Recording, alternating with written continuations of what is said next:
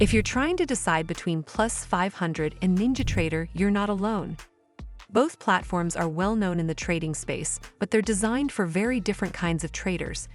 Let's break down what each one offers, their strengths, and where they might fall short, so you can figure out which is the right fit for you. First up, let's talk about Plus500. Plus500 is a CFD broker focused on keeping things simple and accessible. The platform has a clean, intuitive interface that makes it easy for beginners to jump in. With Plus500, you can trade CFDs on forex, indices, commodities, shares, ETFs, and cryptocurrencies, all from one place.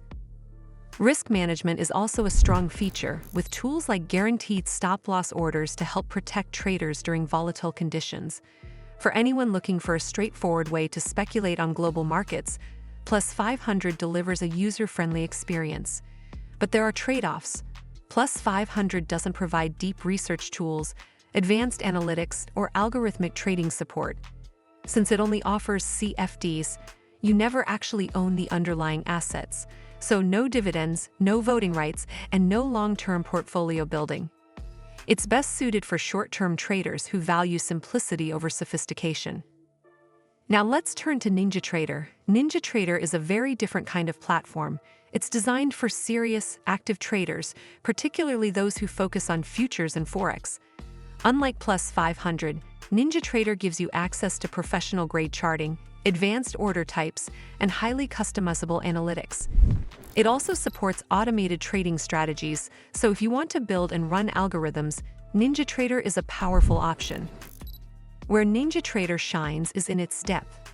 The platform is highly flexible, offering thousands of indicators and the ability to tailor strategies down to the finest detail. It also has competitive pricing for futures and forex traders, with low commissions and strong execution speeds. The trade-off, however, is that NinjaTrader is far more complex than Plus500. It has a steep learning curve, and it's not the kind of platform a beginner can just pick up and start using immediately. It's built for advanced traders who already know what they're doing. So, which one should you choose? If you're new to trading or you want a simple way to speculate on different global markets without getting bogged down in advanced tools, Plus500 is likely the better choice. But if you're an experienced trader, especially in futures or forex, and you want advanced charting, automation, and complete control over your strategies, NinjaTrader is the stronger option. In short, Plus500 is for simplicity and beginner accessibility, while NinjaTrader is for depth, automation, and professional-level trading.